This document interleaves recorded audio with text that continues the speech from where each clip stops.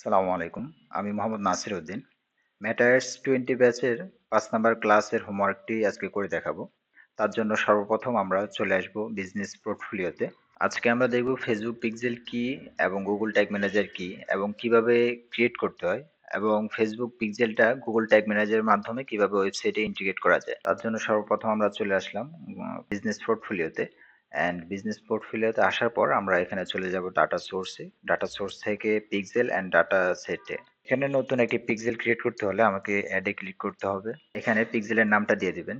সবচেয়ে বেটার হচ্ছে আপনার বিজনেসের নাম অনুযায়ী পিক্সেলের নামটা দেওয়া। আপনারা চাইলে এখান থেকে ক্যাটাগরিটা সিলেক্ট করে দিতে পারেন। আমি ক্যাটাগরি সিলেক্ট করলাম না, সরাসরি ক্রিয়েটে ক্লিক করলাম। আপনি চাইলে এখান থেকে অ্যাড অ্যাকাউন্টটা সিলেক্ট করে দিতে পারেন। আমি তা না করে নেক্সটে ক্লিক করে দিলাম। পরবর্তীতে অ্যাড অ্যাকাউন্ট সেট করে দিব।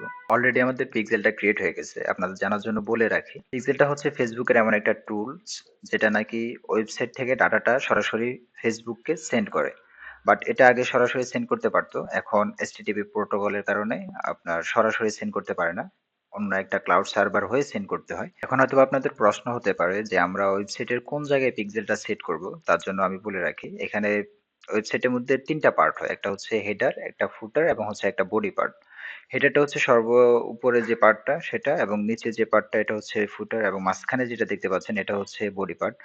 তো আমাদের প্রত্যেকটা পেজে হেডার এবং ফুটার কিন্তু সেম থাকে, বাট বডি পার্টটা চেঞ্জ হয়। তো সেক্ষেত্রে আমরা হেডারে বা ফুটারে হচ্ছে পিক্সেলটা সেট করতে পারি, যাতে আমরা যে কোনো পেজে আমাদের অডিয়েন্স বা কাস্টমাররা আসলে আমরা তাদের বিহেভিয়ার গুলো ট্র্যাক করতে পারি। আগে আমরা ফেসবুক পিক্সেলটা ইনস্টল করতাম সরাসরি ওয়েবসাইটের ব্যাক এন্ডে, যেটা নাকি ওয়ার্ডপ্রেসের ক্ষেত্রে একটা প্লাগইন ইনস্টল করে সেটার মাধ্যমে আমরা পিক্সেলের কোডটা ইনস্টল করে দিতাম। বা আমরা যদি ফেসবুক পিক্সেলটা এইভাবে কানেক্ট করি, তাহলে আমাদের জাস্ট পিক্সেলটা ওয়েবসাইটের ব্যাকএন্ডে ইনস্টল হবে। আর শুধু পিক্সেলটা ইনস্টল করলে আমরা বেসিক কিছু ডাটা পাবো, যেমন পেজ ভিউ করা বা কাস্টমার কোন ডিভাইসের মাধ্যমে আমাদের এখানে অ্যাড হয়েছে সেই জিনিসগুলোর ডাটা পাবো। যদি আমরা এভাবে করি তাহলে আমাদের অনেকগুলো ডাটা মিসম্যাচ হয়, যেমন add to cart, check out, purchase, এই ধরনের কোনো ডাটাই আমরা পাচ্ছি না।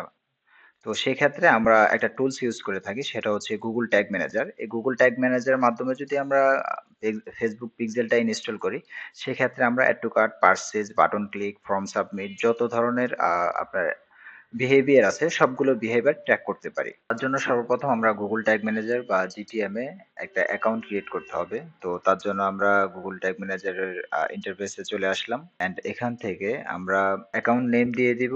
তারপর যেহেতু আমরা ওয়েবসাইটের জন্য কন্টেনারটা ক্রিয়েট করছি, এখান থেকে ওয়েব সিলেক্ট করে কন্টেনার নেমটা দিয়ে আমরা ক্রিয়েটে ক্লিক করব। এখানে কিছু টার্মস এন্ড কন্ডিশন দেওয়া আছে, চাইলে এগুলো পড়ে নিতে পারেন। এখানে টিক মার্কটা দিই, ইয়েসে ক্লিক করলে আমাদের জিটিএম এর কন্টেনার এবং হচ্ছে অ্যাকাউন্টটা ক্রিয়েট হয়ে যাবে। আমরা যেহেতু জিটিএম এর মাধ্যমে ফেসবুক পিক্সেলটা ওয়েবসাইটের সাথে কানেক্ট করব, তার জন্য সর্বপ্রথম ওয়েবসাইটের সাথে জিটিএমটা কানেক্ট করতে হবে। তারপর জিটিএম এর সাথে পিক্সেলটা কানেক্ট করতে হবে, তাহলেই পিক্সেলটা ওয়েবসাইটের সাথে অটোমেটিক কানেক্ট হয়ে যাবে। আমার ওয়েবসাইটটা ওয়ার্ডপ্রেস সিএমএস এ ক্রিয়েট করা, তো তার জন্য আমি ওয়ার্ডপ্রেসের ব্যাকএন্ডে চলে যাব এবং আমাকে একটা প্লাগইন ইনস্টল করতে হবে। তার জন্য আমি মেনু বার থেকে প্লাগইনে চলে আসলাম। এখান থেকে ইনস্টল প্লাগইনে ক্লিক করব, তারপর অ্যাড প্লাগইন, তারপরে এখানে সার্চ করে লিখতে হবে আমার জিটিএম। জিটিএম লেখার পর এখানে জিটিএম ডাব্লিউপি যে প্লাগইনটি দেখতে পাচ্ছেন, এটা আমরা ইনস্টল করে অ্যাক্টিভ করে নেব। তার জন্য আমরা ইনস্টলে ক্লিক করে দেব, অ্যান্ড ইনস্টল হয়ে গেছে। এখন এবার আমরা এটাকে অ্যাক্টিভ করে নেব। তারপর আমরা মেনু বার থেকে সেটিংসে হোভার করব এবং সর্বশেষ নিচে দেখা যাবে আমাদের জিটিএম গুগল ট্যাগ ম্যানেজারটি।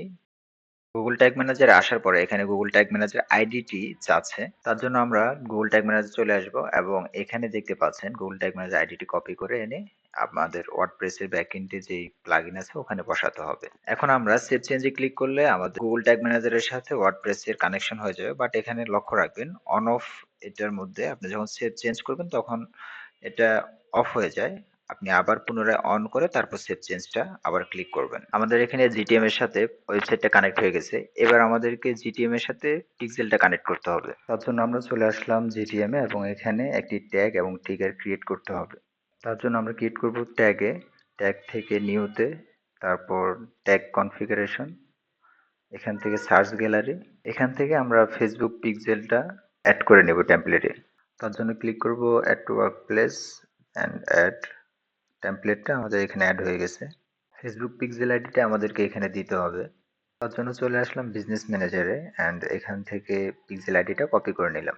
পিক্সেল আইডিটা দেওয়ার পরে আমরা স্ট্যান্ডার্ড ডিজাইনটা পেজ ভিউ রাখবো এবং নিচে টিকারে যাব। টিকার থেকে অল পেজ টিকারটা করে দিব অ্যান্ড এখানে সেভ দিয়ে দিব। সেভ দেওয়ার আগে আমাদেরকে এই ট্যাগের একটা নাম দিতে হবে। তো নামটা আমি দিয়ে দিচ্ছি ফেসবুক পিক্সেল বেস কোড।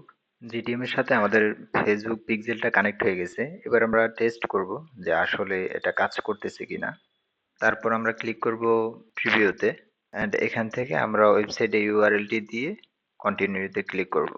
এখন যদি আমরা আমাদের ওয়েবসাইটের কোনো একটা পেজ ভিউ করি অ্যান্ড এখানে দেখি যে দেখেন আমাদের ফেসবুক পিক্সেল বেস কোডের যে কোডটা এটা কিন্তু ফায়ার হয়ে গেছে। এবার আমরা যদি ব্রাউজার এক্সটেনশন থেকে দেখি যে পিক্সেলটা ফায়ার হয়েছে কিনা, এখানে কিন্তু আমাদের পিক্সেলটা এখনো আসেনি। এখানে আসতে মাঝে মধ্যে কিছু সময় লাগে, কিছুক্ষণ সময় লাগে, তারপর অটোমেটিক চলে আসে। তো আমাদের আজকের ভিডিওটা এই পর্যন্তই। যদি কোনো ভুল ত্রুটি থাকে ভিডিওতে অবশ্যই ক্ষমা সুন্দর দৃষ্টিতে দেখবেন এবং কমেন্টের মাধ্যমে জানাবেন, তাহলে আমি উপকৃত হব। সকলে ভালো থাকবেন। আসসালামু আলাইকুম।